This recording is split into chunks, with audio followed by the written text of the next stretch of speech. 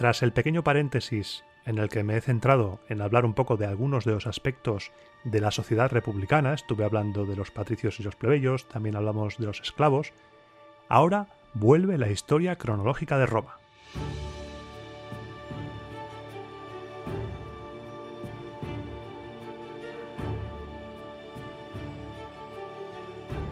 El objetivo de este programa y del que viene es seguir estableciendo un relato más o menos coherente dentro de todo este caos de fuentes que suponen los primeros años de la República Romana.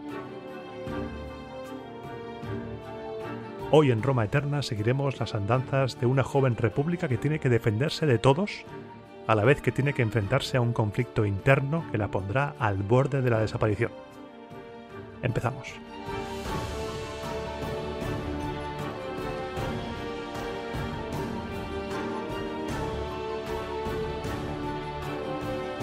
En estos dos próximos programas, tanto en el de hoy como el siguiente, van a ser dedicados a la trama oficial del podcast, a la cronología de Roma, pero van a estar especialmente ligados el uno al otro. ¿Por qué te cuento? Vamos a abarcar en estos dos programas un periodo que va entre unos 15, quizá 20 años, más o menos, porque si haces memoria, vamos a recordar que los reyes, según la cronología más aceptada, cae el último, el soberbio, en el año 509 a.C.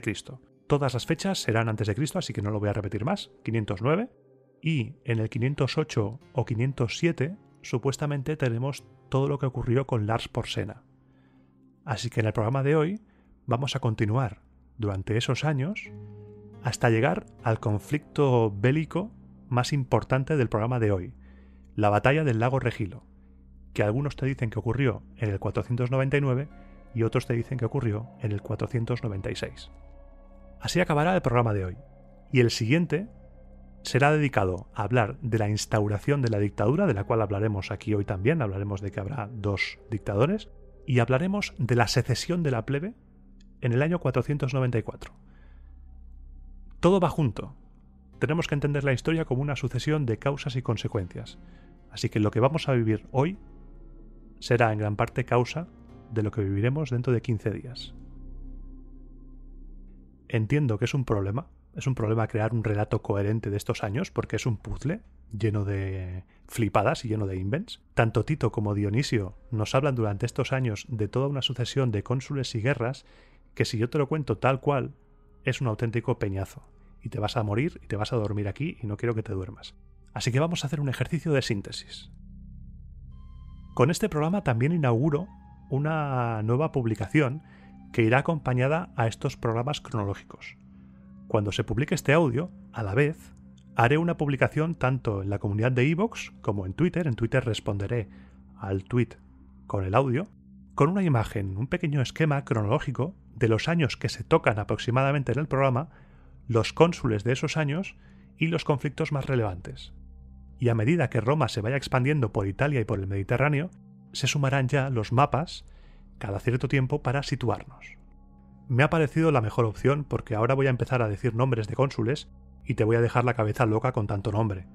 No quiero contarte la historia solo con nombres y fechas. Roma Eterna no es un podcast que te diga en este año pasó esto, con este cónsul, con esta cosa, no. Quiero contártela con sus hechos, de tal manera que sientas que estás ahí.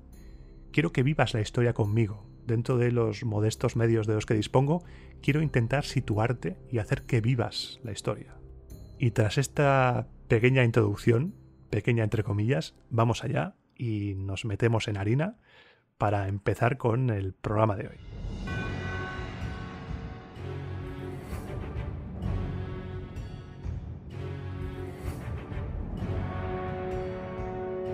Y habíamos dejado a Roma liberándose de alguna manera del más que evidente yugo de Lars Porsena.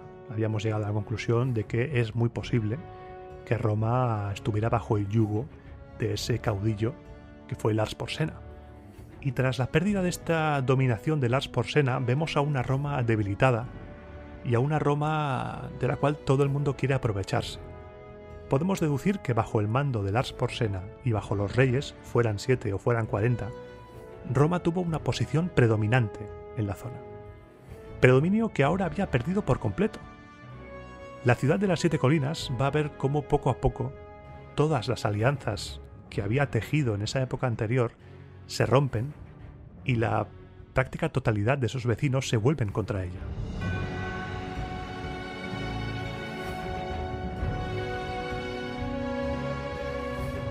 Otra opción, ahora que estamos aquí tú y yo en confianza y que no nos escucha nadie, otra opción muy interesante es que ninguna de esas alianzas existiera y todos estos conflictos sean fruto de la expansión que poco a poco fue experimentando la ciudad y que, por supuesto, generó roces entre los vecinos. Es posible que este último enfoque esté más cerca de la realidad que aquello que nos cuentan nuestros autores de cabecera, porque estos autores nos hablan de unas alianzas que se han roto en virtud de acuerdos conseguidos con los reyes que quizá no existieran. Y los primeros que intentarán aprovecharse de esta supuesta debilidad romana tras la caída de Lars Porsena fueron los sabinos. Los sabinos estaban convencidos de que Roma no volvería a ser la que fue y empezaron a saquear territorio romano, causando destrozos en los campos, con el consiguiente agravio, por supuesto, de los agricultores romanos. ¿Qué? ¿Cómo?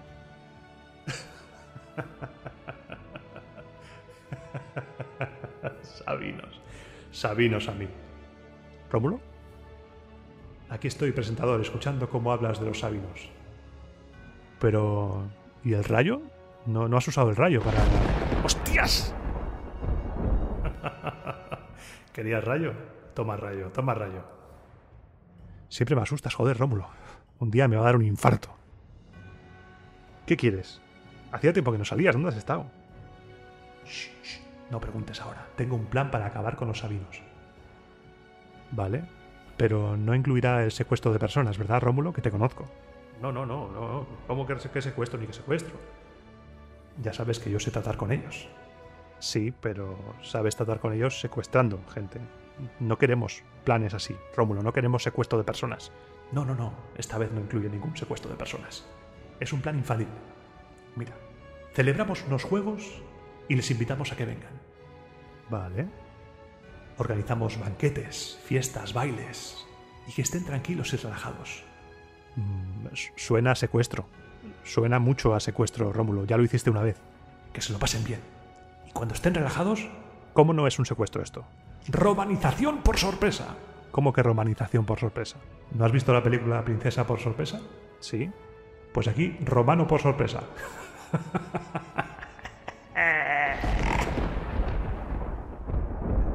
¡Qué paciencia! ¡Qué paciencia! Madre mía.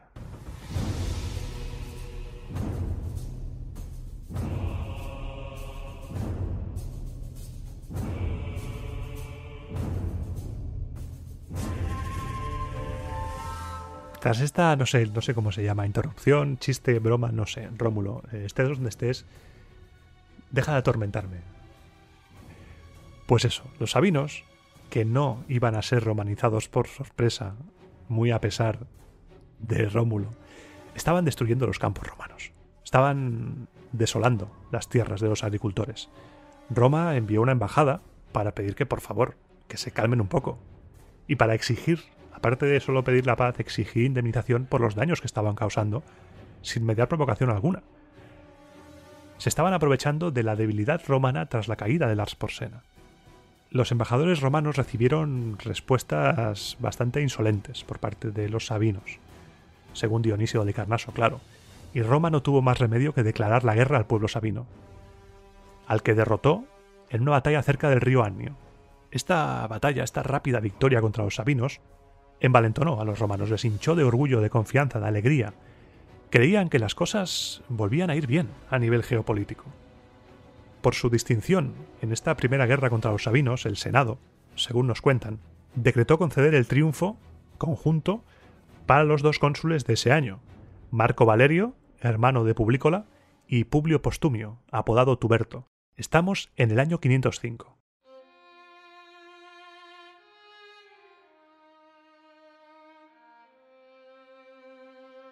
Pero a Marco Valerio, nos cuenta Dionisio, se le dio un premio un poco más especial.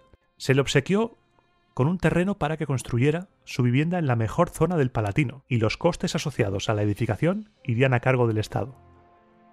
Lo llamativo de esta casa es que sus puertas eran las únicas de toda Roma, tanto de edificios públicos como de privados, que se abrían hacia afuera. Al año siguiente, en el 504, los cónsules fueron Publio Valerio Publicola, por cuarta vez, y Tito Lucrecio, que ocupaba el cargo por segunda vez. Llevamos 6 años de república y Publicola ya ha conseguido 4 consulados. Menos mal, Bruto. Menos mal que no se iban a repetir los consulados, que no iba a estar el poder en manos de unos pocos. Menos mal, porque si llega a estar repartido... Durante este consulado los sabinos, que estaban todavía encabritados y furiosos por la derrota sufrida el año anterior, celebraron una asamblea general de todas las ciudades y decidieron entrar en guerra contra los romanos. No reconocían ningún tratado firmado con Roma, ya que habían sido firmados en tiempos del rey Tarquinio, y este había sido derribado del poder.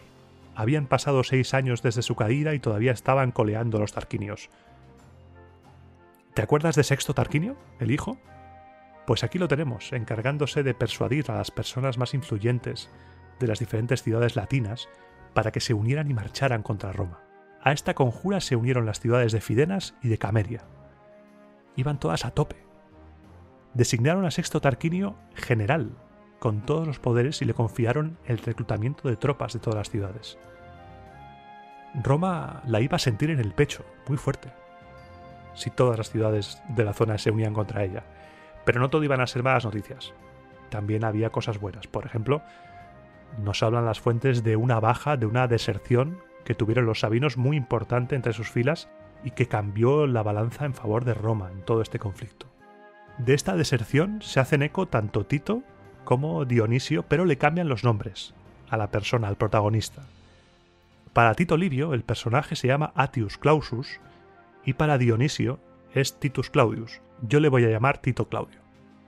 Este señor, del que tenemos información de su auténtica importancia en el relato de Dionisio, porque Tito simplemente dice que desertó, este Tito Claudio era un noble y muy rico sabino que vivía en la ciudad de Regilo. Cuando las ciudades sabinas empezaron a conspirar, a unirse contra Roma, este señor no era partidario de la guerra, y sus rivales políticos le acusaron de traición al no querer participar en la guerra, al ser contrario a la guerra contra Roma. Fue el único que en la asamblea que se celebró se opuso a quienes creían que los tratados estaban derogados tras la caída de los tarquinios. Así pues, lo que hizo este señor fue, antes de que le cogieran y le juzgaran por traidor, reunió sus bienes, reunió a sus colegas, a sus amigos, clientes y se pasó a los romanos. Pero cuando hablo de bienes, parientes, amigos, clientes, no te hablo de 4 cosas, no te hablo de una maleta, un arcón y su madre o su mujer, sus hijos, no. Entre parientes, amigos y clientes, relación clientelar de la cual ya sabes un poco más gracias a los programas anteriores, Tito Claudio nos cuenta, Dionisio, que aportaba 5.000 hombres dispuestos a defender la República con las armas. Imagínate el nivel económico de este señor, de Tito Claudio, como para movilizar él solo a 5.000 personas para la guerra. Ten en cuenta también que igual el número está un poco inflado, también. Pero 5.000 hombres.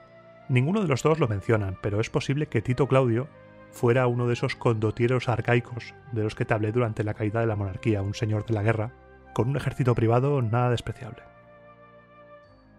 Tito Claudio no se unió gratis a Roma, no se unió por amor al arte. Nos cuentan que a cambio de unirse a Roma, el Senado y el pueblo lo inscribieron directamente entre la lista de los patricios, ojo ahí, directamente, de 0 a patricio en 20 segundos, y le permitieron, interesante esto también, que tomara una parte de la ciudad del tamaño que quisiera para la construcción de sus viviendas. Además, le dieron del Ager Publicus, de la tierra pública, territorios entre la ciudad de Fidenas y la ciudad de Picecia, para que pudiera distribuir lotes a todos los suyos. De este Tito Claudio cuenta la leyenda que se formó con el tiempo la gens Claudia.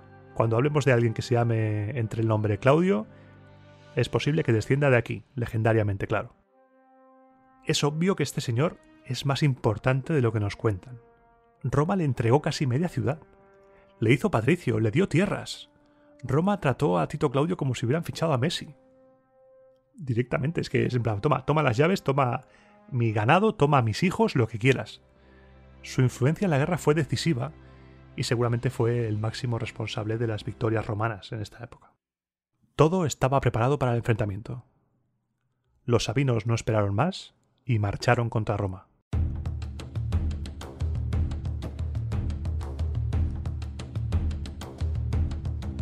La estrategia de los sabinos fue establecer 2 campamentos.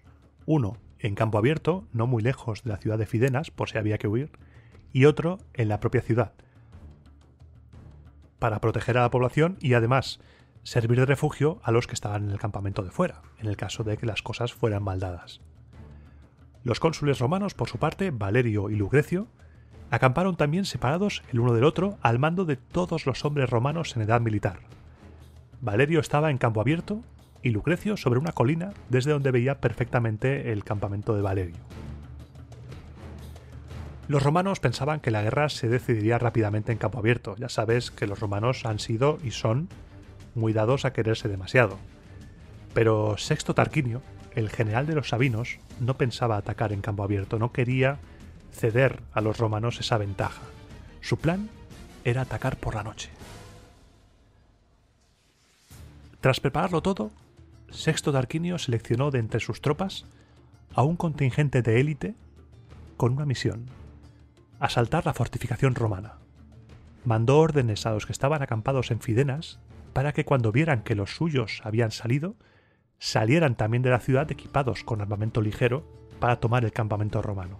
Era una operación rápida: entrar, golpear y tomar el campamento. Ordenó que sus hombres se emboscaran en lugares apropiados y que, por si un casual a los hombres de Valerio les llegaban refuerzos del campamento de Lucrecio, se levantaran y les atacaran por la espalda haciendo el máximo ruido posible. Hechos estos preparativos, Sexto Valerio esperó el momento oportuno para lanzarse al ataque. Pero para desgracia de los sabinos, un desertor fue al campamento romano y reveló su plan al cónsul Valerio. En estos relatos siempre hay un desertor que de manera providencial aparece y desvela los planes. Este desertor informó de todo al cónsul y rápidamente Valerio envió al otro campamento al legado Tito Larcio para que comunicara los planes del enemigo a su colega cónsul, a Lucrecio, y le explicara de qué manera debían atacar. Una vez enviado a Tito como mensajero, convocó a tribunos y centuriones, les explicó lo que había pasado, les arengó y les dio sus órdenes. Ya habrá tiempo de entrar en profundidad en los diferentes cargos de las legiones cuando hablemos del ejército romano. Los tribunos militares, así en plan resumen, eran 6 y por turno eran los jefes de una legión. Por ejemplo, igual un cónsul estaba a su cargo de 3 legiones, por ejemplo. Pues cada legión estaba al mando de un tribuno. Todavía no era medianoche cuando Sexto Tarquinio se dispuso a asaltar en silencio el campamento romano. La tensión se podía masticar. Todos avanzando en silencio. Ordenó que no hicieran ni un ruido, que no rompieran ni una rama del suelo, porque, como alertaran a los romanos, toda la operación se iría al traste. Cuando fueron avanzando los primeros y llegaron al campamento romano, no vieron ningún resplandor de luces, ni oyeron voces de centinelas, ni nada, pero se confiaron, pensaron que quizá los romanos iban tan sobrados que no dejaron a nadie de guardia y que estaban todos durmiendo. Se frotaron las manos, afilaron los colmillos y siguieron avanzando. Pero lo que realmente estaba ocurriendo era que entre el foso que rodeaba el campamento y la empalizada estaban agazapados los romanos ocultos por las sombras de la noche e iban matando uno a uno a todos los sabinos que cruzaban. Durante un buen rato las muertes de los sabinos que iban en vanguardia pasaron inadvertidas para los sabinos que iban en retaguardia. Pero cuando salió la luna y hubo un poco de luz, los que se iban acercando al foso vieron la realidad, vieron un montón de cadáveres de compañeros suyos y junto a ellos a un contingente romano que salía a su encuentro como locos. En ese momento los sabinos arrojaron las armas y salieron corriendo. Yo lo haría también. Vamos, los romanos como locos en plena madrugada por ti. Yo me voy. Yo tengo un bautizo, me tengo que ir. Uy, qué tarde se me ha hecho, hasta luego. Los romanos salieron gritando, haciendo escándalo, corriendo detrás de ellos. Lucrecio, que era muy listo, por si acaso envió por delante a la caballería para que reconociera el terreno. No fuera que los sabinos hubieran montado una emboscada, una falsa retirada, así que comprobó que todo estaba en orden y se unió al combate. La victoria romana fue total. Solo unos pocos lograron salvarse entrando en Fidenas, que acabó completamente sitiada. Dionisio nos dice que esa noche murieron 13.500 sabinos y fueron hechos 4.200 prisioneros. Dionisio, entre tú y yo, así, entre tú y yo, ni harto de vino, que esto no es el Señor de los Anillos, o sea, no. Se flipaban un poco con los números, pero hay que creerlos.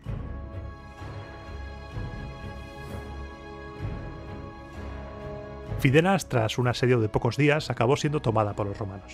Cuentan que no se la destruyó ni se vendió como esclavos a sus ciudadanos porque era una ciudad que se consideraba hermana. Simplemente se capturó, se castigó a los líderes de la facción contraria a Roma, con el fin de apaciguar los ánimos y que no volvieran a las armas. Eso sí, por si acaso, se dejó un contingente, una guarnición romana en la ciudad. Nos adentramos en un nuevo año, y ya sabes el dicho, año nuevo, cónsules nuevos. Y en el 503 los cónsules fueron Agripa Menenio Lanato y Publio Postumio Tuberto, siendo el segundo consulado de Tuberto. Dionisio aquí nos dice que los sabinos volvieron a la carga ese año, mientras que Tito Livio nos habla de una guerra contra los auruncos que no menciona Dionisio. Aquí, como ves, ya directamente se lo inventan. La diferencia esta vez es que los sabinos derrotaron a los romanos utilizando una de las tácticas militares más viejas de la historia y en la que Roma caerá muchas veces a lo largo de su dilatada historia: la falsa retirada. Los sabinos hicieron lo mismo que habían hecho en el primer enfrentamiento, si te acuerdas. Empezaron a arrasar los campos romanos y el cónsul Postumio, cansado ya de los sabinos, cansado de que estuvieran dando la vara una y otra vez, ordenó marchar inmediatamente al encuentro de los saqueadores sin preparar nada. Con lo primero que pilló fueron a la carga sin ningún tipo de preparación.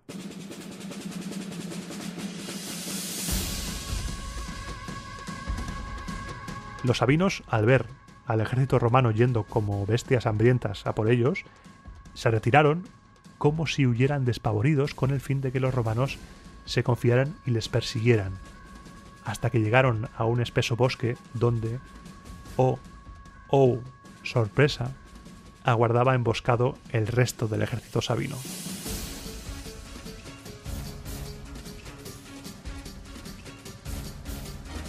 Fue una masacre.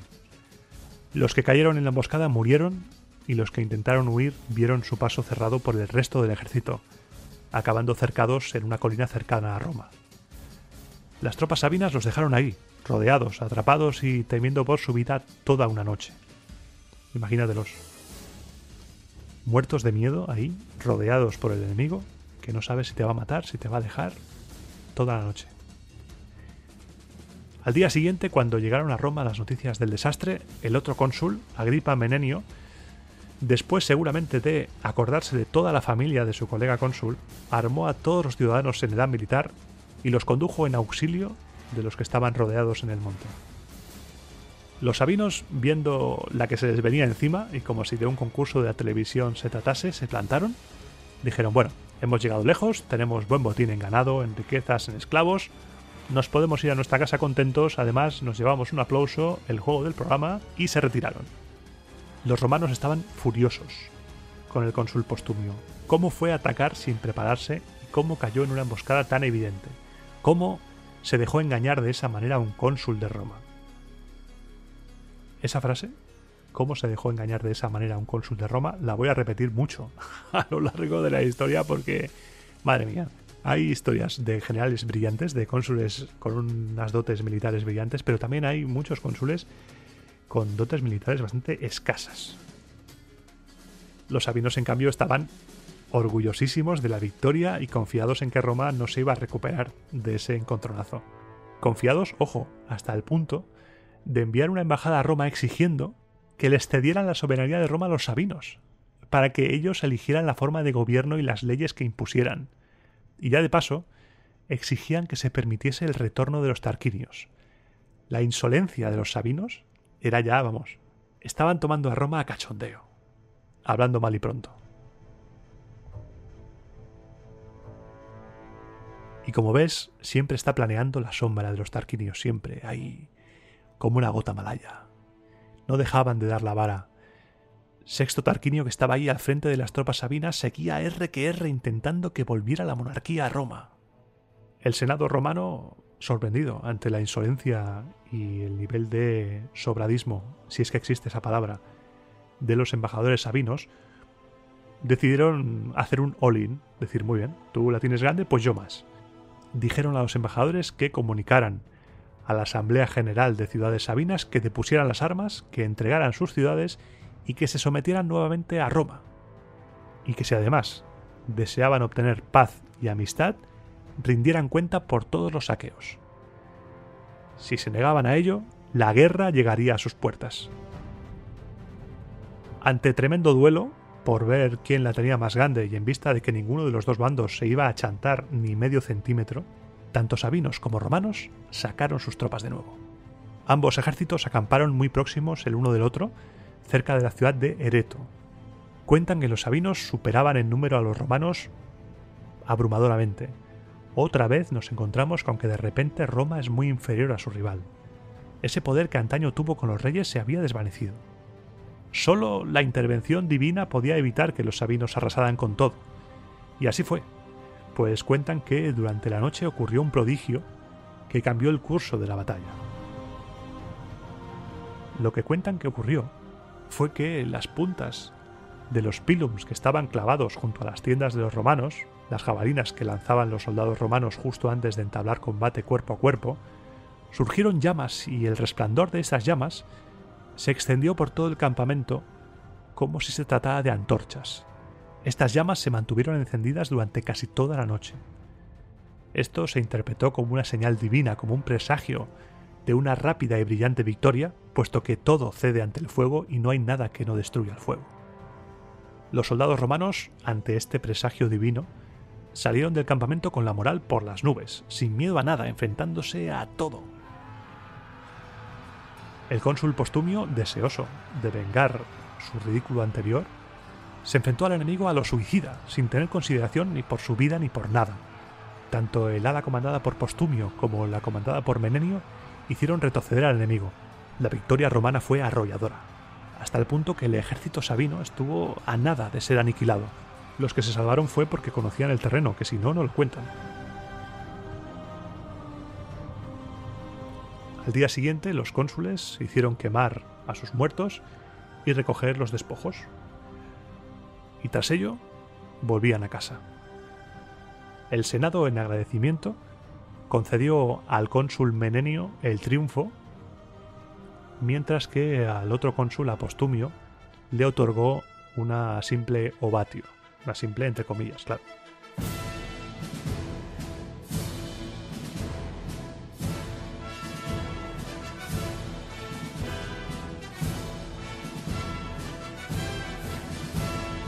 De esta ovatio viene nuestra palabra actual ovación. Este tipo de triunfo se otorgaba cuando el enemigo se consideraba inferior, por ejemplo, una revuelta de esclavos, cuando no se había declarado la guerra entre estados o cuando la batalla no había supuesto un peligro real para el ejército.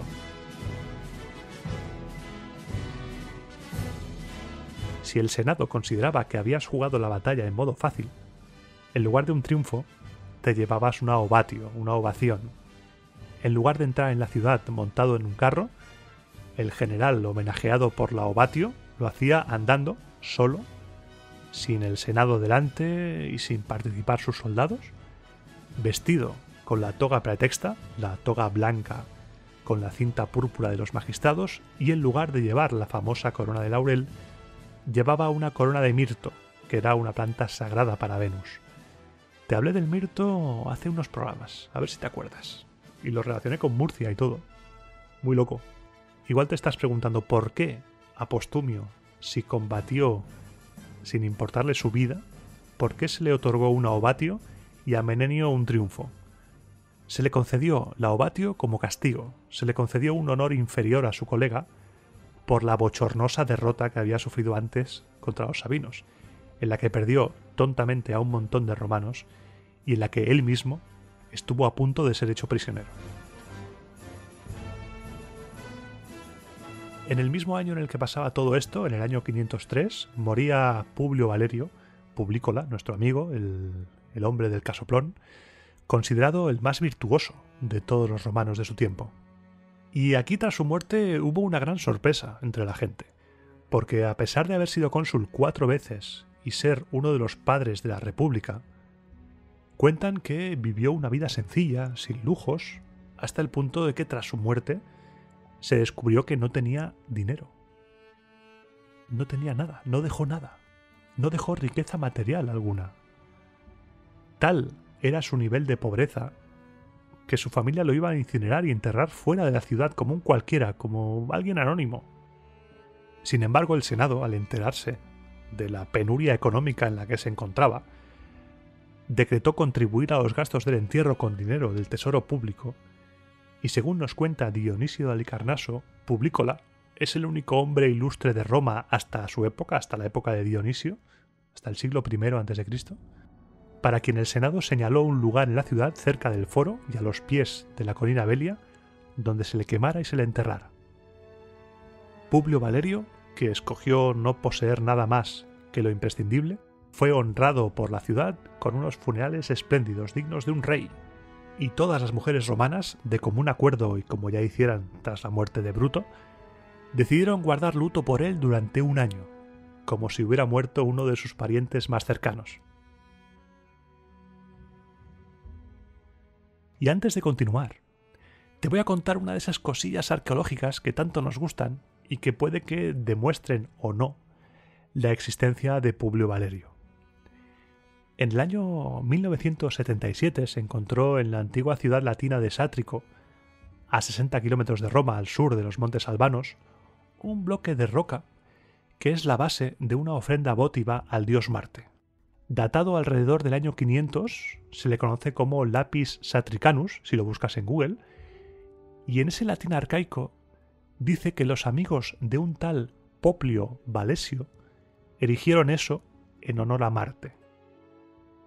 Ese Publio Valesio de latín arcaico se podría traducir en latín clásico como Publi Valeri, y si ya te digo que para referirse a amigos utiliza la misma palabra que cita el emperador Claudio cuando habla de Servio Tulio, ¿cómo te quedas? La palabra que utiliza es sodales.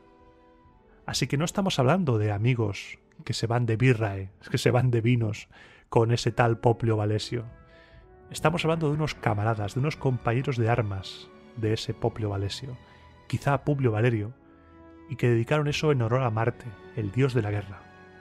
Ese bloque se puede ver en el Museo Nacional Romano. Quizá Publio Valesio fuera otra persona y nos estamos aquí haciendo películas, porque no está claro que esa inscripción se refiera a Publio Valerio.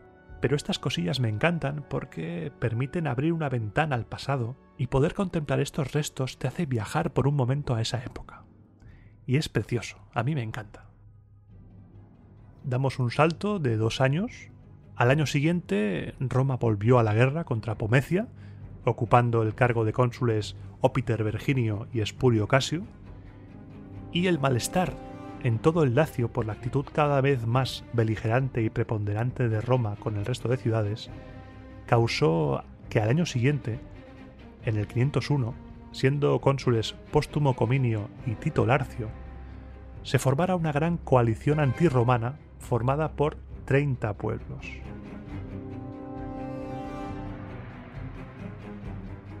Este año, el año 501, va a ser muy importante para la historia porque verá el nacimiento de una institución que aún a día de hoy conocemos, la dictadura. Estos 30 pueblos se confederaron en una liga latina creada para defenderse del expansionismo romano. Así que el enfrentamiento armado era cuestión de tiempo. Pero recuerda que todavía estamos en un periodo semi-legendario en el que todavía tenemos invents por doquier. Y en este momento, en el momento en el que la Liga Latina se arma y se confedera en estos 30 pueblos, las fuentes nos dicen que Roma estaba alarmada. muy alarmada, pero que mucho. El Senado estaba convencido que se le venía una muy gorda encima. Con 30 pueblos unidos contra ellos, surgió por primera vez la idea de nombrar un dictador. Y en ese momento, el propio Tito Livio dice que las fechas y los nombres le bailan para remontarse al primer dictador, pero se hace eco de que, según los historiadores más antiguos, Tito Larcio fue el primer dictador y Espurio Casio fue su primer magister equitum, su primer jefe de caballería, su primer lugarteniente. El relato de Tito Livio es muy extraño. Yo lo siento mucho, Tito, te quiero entender, pero me lo pones muy difícil. Nos dice que cuando los latinos se enteraron del nombramiento de este dictador, automáticamente les entró la flojera y enviaron una embajada a Roma pidiendo la paz. El Senado en ese momento pidió como respuesta que la Liga Latina pagara los gastos de la preparación para la guerra, pero los latinos se negaron y Roma le declaró la guerra. ¿Vale? Pero después nos dice que hubo una tregua durante un año. Raro. Te declaro la guerra, pero la dejo en suspenso. Y el relato de Tito Livio sigue como si nada. Así que nos asalta la gran pregunta. ¿Qué pasó realmente para que Tito Larcio fuera nombrado dictador? Porque me resulta muy difícil de creer que la Liga Latina de repente se sintiera atemorizada porque Roma nombrara un dictador y la cosa se acabara ahí. Vamos a hacer una breve recapitulación. Tenemos a Roma creciendo, vale. Tenemos a la Liga Latina uniéndose para detener el creciente poderío de Roma, vale. Podemos entender que Roma se preparase para la guerra, pero para necesitar nombrar a un dictador hace falta algo más, hace falta que suceda algo más grave que una guerra, porque Roma había vivido muchas guerras, según nos han contado. No era la primera guerra. Iba a vivir muchas más guerras. No estaba en peligro, no estaba bajo asedio, por ejemplo. Quizá, y remarco mucho ese quizá, porque es fruto de reflexiones que yo hago así al aire, podemos encontrar la clave de esta dictadura en el conflicto social que empieza a gestarse y que estallará dentro de no mucho, en el 494, con la secesión de la plebe. Cuentan que aquí en ese momento la plebe se negó a ir a la guerra. Y una de sus reivindicaciones por las cuales se negaban a ir a la guerra era la esclavitud por deudas. Con lo que, por un lado tenemos ese caldo de cultivo social y por otro tenemos la figura del dictador. Un dictador se nombra cuando quien está en peligro, al menos en Roma, es la propia Roma, el Estado. Una rebelión social es sin duda un peligro. Recuerda las atribuciones del dictador. Contra el dictador no cabe apelación alguna. Es la figura perfecta para restablecer el orden, para restablecer el poder. El odio entre senadores y plebeyos era cada vez mayor. Es algo de lo que te hablaré en profundidad en el siguiente programa, pero quédate con la idea de que mientras pasa todo esto que te estoy contando en el programa de hoy, la plebe está de uñas contra los patricios hasta el punto de negarse a ir a la guerra. Lo veremos en el siguiente programa, pero hay toda una negociación entre la élite política y la plebe para aplazar esos conflictos e ir a la guerra. Y aquí es donde llega el momento clave del relato, separar lo interior de lo exterior. Vamos a tener que hacer un esfuerzo de reconstrucción. Me la voy a jugar muy fuerte. Vamos a aparcar todo esto, lo social, para el programa siguiente. Pero quiero que tengas claro que lo de dentro de 15 días pasa a la vez que esto. Y mientras tanto, la tensión entre Roma y la Liga Latina iba creciendo. Eso debía ser un cruce de miradas, de odios, de mensajeros, esa tensión entre bandas en el parking del Carrefour. Se fue calentando la cosa, se fue calentando cada vez más durante ese periodo comprendido entre el 499, según unos, y el 496, según otros. Tito y Dionisio no se ponen de acuerdo, aquí el baile de fechas es real. Un día de estos me voy a quedar bizco contando cambio. Fueron contemporáneos prácticamente, podían haber quedado para tomar un trozo de queso con pan, un vino ahí en la taberna, hablar un poco, ponerse de acuerdo. Tito, Dionisio, sentaos ahí a hablar y charlar. La Liga Latina y Roma se tenían muchas ganas. En estos años, la ciudad latina de Crustumerium se hizo con Fidenas.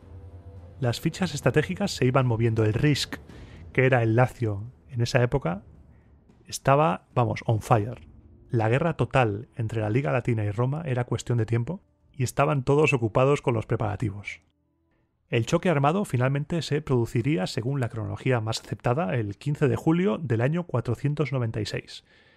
Estamos a punto de vivir la famosa, y casi con toda seguridad inventada, la batalla del lago Regilo. Para hacer frente al peligro de esta Liga Latina, Roma nombró a un segundo dictador. En el 501 teníamos la dictadura de Tito Larcio, que las fuentes dicen que se quedó ahí en el aire. Y ahora en el 499 o bien el 496 tenemos la dictadura de Aulo Postumio Albo y de Tito Ebucio como su Magister Equitum.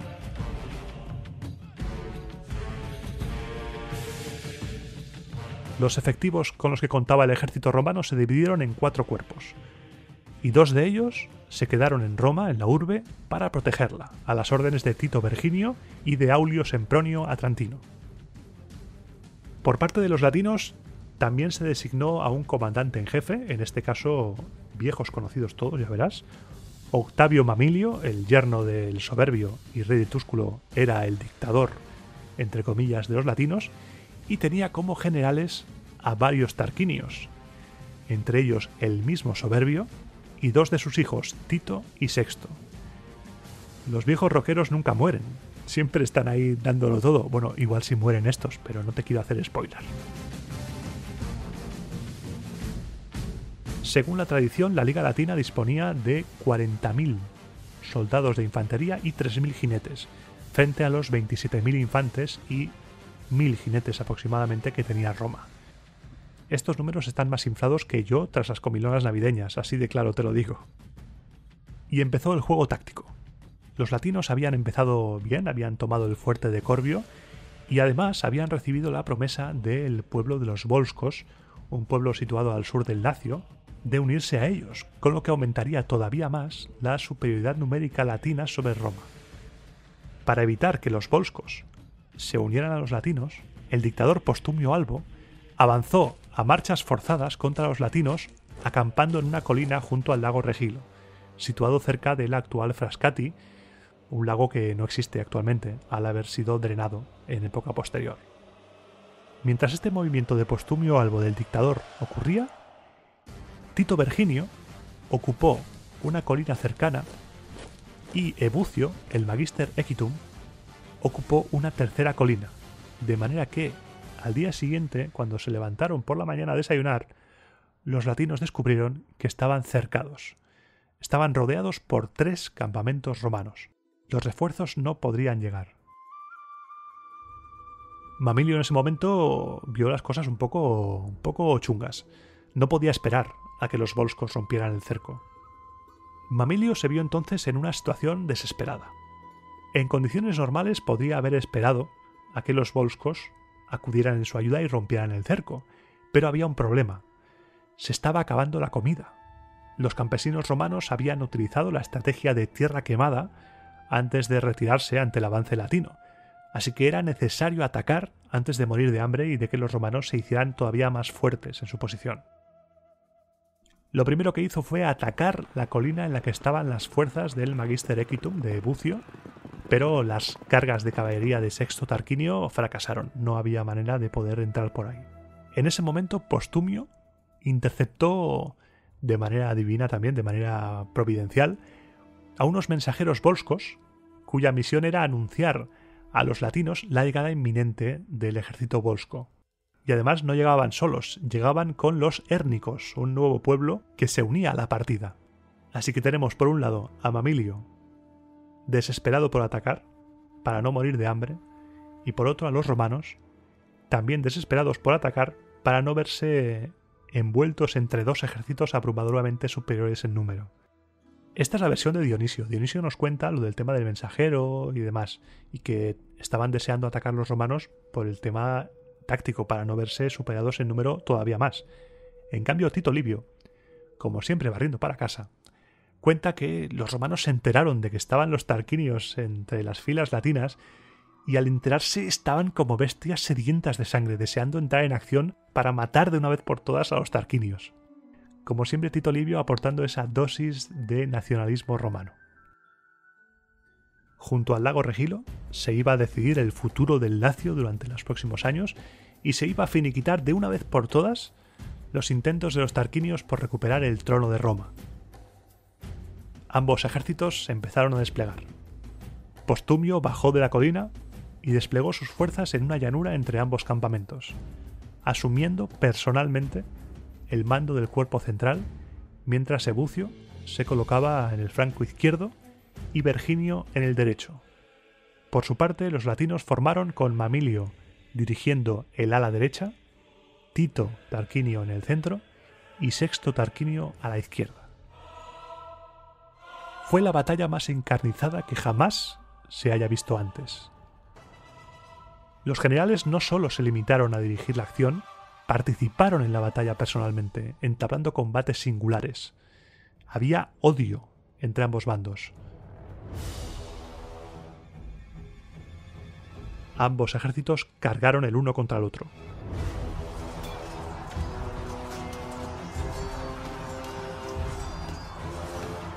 Tenemos al dictador Postumio alentando y organizando a sus hombres en primera línea de batalla en todo el fragor de la guerra, cuando de repente, cabalgando a gran velocidad, aparece, furioso, Tarquinio el Soberbio, al que le da igual estar en inferioridad de edad, de fuerzas, le da igual todo. Quiere matar al dictador Postumio. Postumio en el choque recibió una herida en el costado, pero rápidamente fue puesto a salvo por los suyos. En la otra ala, Ebucio, jefe de la caballería, cargó contra Octavio Mamilio. Octavio le vio y fue directo hacia él lanza en ristre. Ebucio acabó con un brazo casi amputado y Mamilio herido en el pecho. Aún herido, Mamilio siguió animando a sus hombres, haciendo avanzar ese batallón de exiliados romanos que estaba a las órdenes de Sexto Tarquinio. Los exiliados pelearon con valor, intentando recuperar su sitio en la patria, y durante un rato los romanos parecía que perdían terreno. En ese momento Marco Valerio Voluso, hermano de Publícola, viendo a Sexto Tarquinio al frente de los exiliados y enardecido por la gloria de su familia, que tenía el honor de haber expulsado a los reyes y con el fin de sumar una muesca más de gloria a su familia al haber dado muerte a uno de ellos, espoleó a su caballo y se lanzó contra Sexto.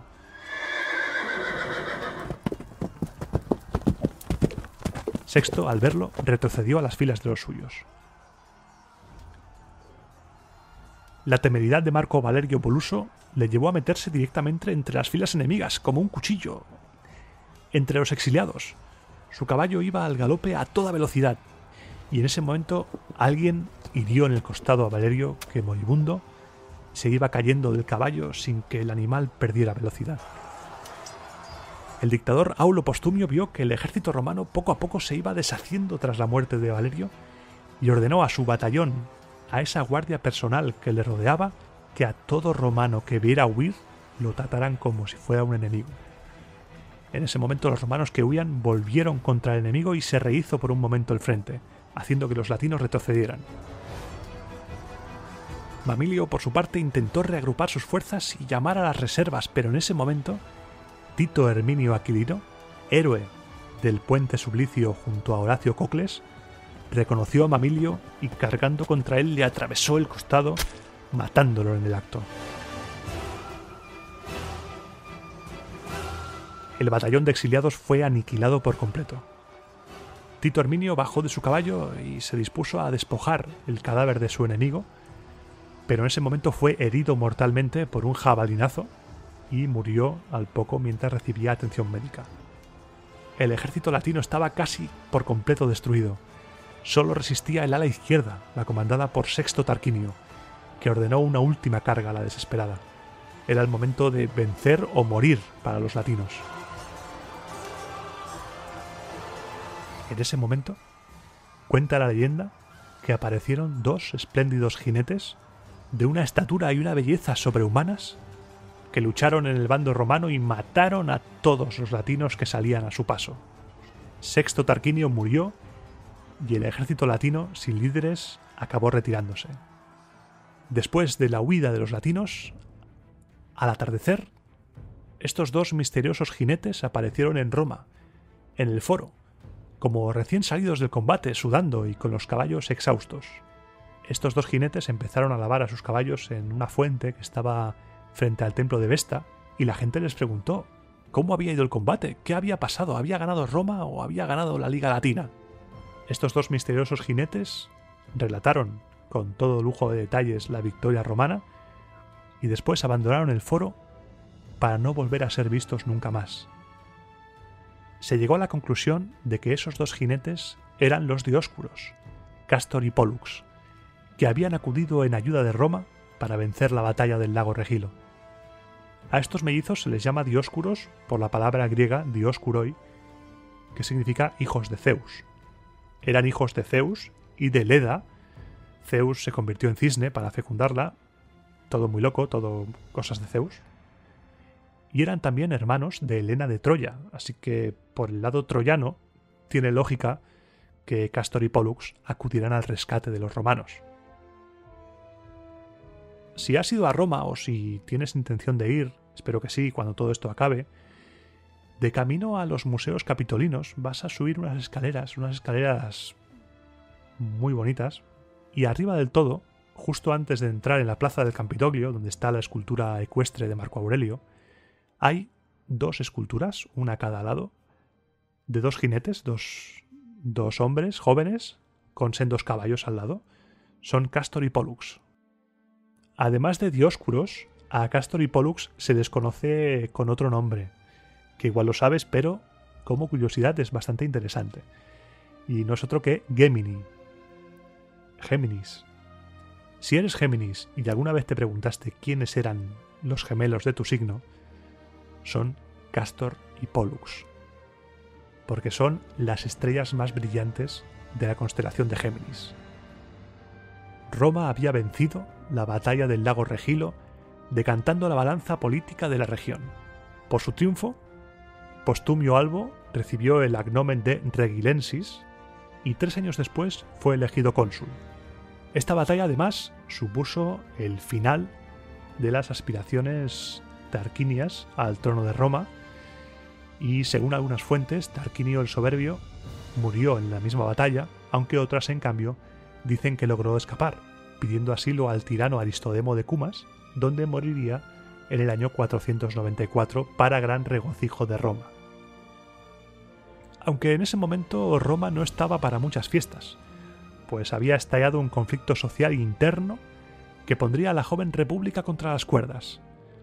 La ruptura entre patricios y plebeyos era total, pero de eso te hablaré en el próximo programa.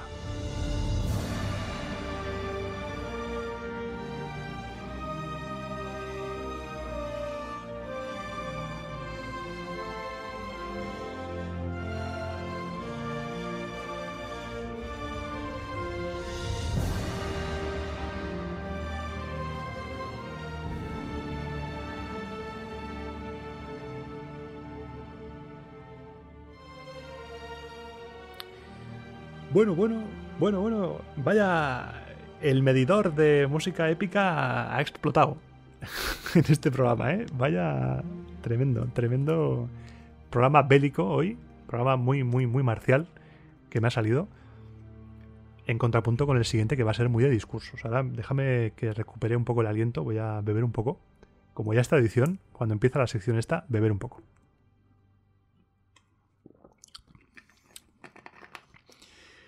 Es que no ha sido nada fácil, ¿eh? Y antes de que se me olvide, 2 cosas. La primera, en los museos capitolinos hay un fresco maravilloso, espectacular, de Tommaso Lauretti, llamado La Victoria del lago Regilo, y además este pintor tiene muchas obras relativas a la época arcaica de Roma. Tiene obras en las que sale Bruto, Horacio Cocles, Escévola ante Porsena metiendo la mano en las brasas. Los museos capitolinos son algo espectacular. Espectacular. Y el segundo es un anexo al programa de los esclavos, un pequeño apunte para completar cosas que a mí me gusta mucho.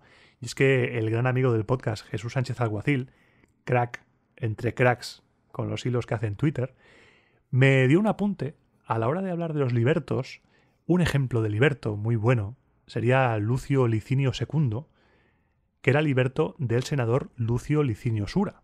Y además es un personaje, este Lucio Licinio II, es un personaje muy ligado a nuestro país, a España. Se han encontrado 23 pedestales que rinden homenaje a este Lucio Licinio II, a este Lucius Licinius Secundus. Es el número más grande de epígrafes que se han encontrado dedicados a alguien privado en todo el Imperio Romano. Es buenísimo. Hay 23, se han encontrado 22 en Bárquino y uno en el actual San Andreu de Llavaneras. Es maravilloso. Su patrón, Lucio Licinio Sura, fue seguramente originario de Tárraco, y hay un Lucio Licinio Sura que en época justo anterior, en época de Augusto, erigió el arco de Bará. Es más, la familia Licinia, la gens Licinia, es muy importante en la zona de Bárquino, y además esto entronca con mi día a día. Yo actualmente vivo en Badalona, y cuando voy al trabajo presencialmente, actualmente estoy en teletrabajo, cuando voy al trabajo presencialmente paso cada día por el Museo de Badalona. Y al lado del Museo de Badalona, una ciudad con fuerte presencia romana, la Baétulo de la época, hay una casa museo, que se llama Jardines de Quinto Licinio. Los Licinios eran una poderosa familia patricia de la zona, y es más, en el Museo de Badalona hay una gran tabla de bronce que se conserva en muy buen estado, en la cual se hace referencia a un pacto de hospitalidad datado el 8 de junio del 98 después de Cristo entre los ciudadanos de Baétulo y un tal Quinto Licinio Silvano. Así que muchas gracias por el dato, Jesús. Muchas gracias por colaborar en el podcast, porque es una grandísima oportunidad conocer personajes que quizá vivieron en la misma zona en la que vives tú ahora, pero hace 2000 años. Es maravilloso, maravilloso.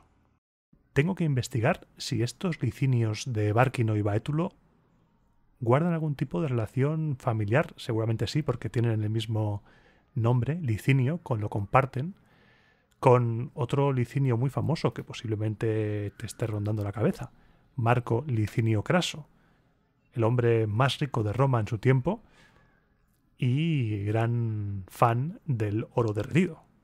Y para el siguiente programa tenemos, yo sospecho, barrunto, que para el siguiente programa va a haber discursos, va a haber pelea política, porque vamos a vivir el establecimiento de la dictadura, vamos a vivir el nacimiento de la dictadura, y vamos a ver el conflicto entre el poder económico y el poder humano, porque el poder económico sin el factor humano no se entiende. Tú tienes el poder, ok, tú eres un patricio, pero si no tienes personas que hagan tu trabajo, lo tienes un poquito mal. Así que vamos a ver cómo se va a tensar la cuerda hasta llegar a ese momento de la secesión de la plebe. Intuyo que va a ser un programa intenso. Va a ser un programa intenso, muy intenso. Y en esta sección de hoy, aparte de hacer estas pequeñas anotaciones y demás, quiero proponerte una cosa. Me gustaría saber desde dónde me escuchas, porque recibí un comentario el otro día que me dejó loco, pero loco, de Sergio Garis, que escucha el podcast desde Rusia, desde Nizhny Novgorod, disculpa si lo pronuncio mal, al lado del Volga, en Rusia. Y me quedé alucinando, digo, madre mía, desde ahí me escuchas. Un fuerte abrazo, un saludo, abrígate, porque debe hacer un frío ahí que pela ahora mismo. Me gustaría saber desde dónde me escuchas para imaginarte escuchándome. Y eso está guay, eso me hace mucha ilusión. Estoy un poco loco, quizá, sí, pero me hace ilusión saber de dónde... Pero me hace ilusión saber de dónde... Soy el Iván que está editando y se está partiendo con estas dos cagadas. A ver, no te trabes más, Iván del pasado. Inténtalo una tercera vez, tú puedes. Concéntrate. Pero me hace ilusión saber desde dónde me escuchas. Ahora sí. Así que ya sabes, no dudes, si quieres, claro, aquí no se obliga a nadie. Si quieres, déjame en comentarios desde qué lugar, desde qué localidad me escuchas, porque va a ser curioso. Y para el siguiente programa haré una recopilación de todos los lugares desde donde se escucha el podcast y vamos a comentarlo, porque puede ser muy curioso y muy interesante comprobar hasta dónde llega el podcast. Pero aparte de escribirme eso, no dudes en escribir lo que quieras en comentarios, que estoy encantado de leer, y si puedo te contesto sin ningún tipo de problema. Aparte de los comentarios, también me puedes escribir vía Twitter, en la cuenta Roma a Eterna FM, o bien por correo electrónico en, me voy a asegurar de decirlo bien para no tener que editarlo, romaaeternapodcast@gmail.com. Bien, esa es la cuenta de mail. El Iván que está editando, Iván que estás editando, un saludo. No vas a tener que editar esto porque lo he dicho bien. De nada. Hola, soy el Iván que está editando. Gracias. Y muy importante, no olvides suscribirte al podcast. Es totalmente gratuito. Dale a seguir en la comunidad de iVoox para no perderte ninguna publicación en la comunidad y para que te avise cada vez que subo programa, que es cada 15 días. Cada 15 días, a las 5 de la tarde, hora peninsular española, ahí tienes Roma Eterna en iVoox. Y por supuesto, si crees que este podcast merece que inviertas un poco de tu dinero en él, tienes o bien la opción de suscribirte de pago a través del apoyo económico en iVoox, o me puedes invitar a un chupito de garum a través de la plataforma Ko-fi, que te dejaré el enlace aquí en la descripción del audio. Y antes de despedirme quiero enviar un saludo muy intenso y afectuoso porque sé que ha pasado un año 2020 bastante jodido. Me vas a disculpar el lenguaje. Y espero que este 2021 nos vaya bien a todos, pero también especialmente a él, Hank solo. ¿Qué pasa, Hanky? Un fuerte abrazo y arriba. Venga. Has tenido un año bastante chungo, pero dando guerra. Ahí estás. Y la de años que tienes de dar guerra. Maldito. Así que sin más me despido. Te mando un fuerte abrazo y te doy las gracias de nuevo por escucharme. Y te espero dentro de 15 días en el siguiente programa de Roma a Eterna.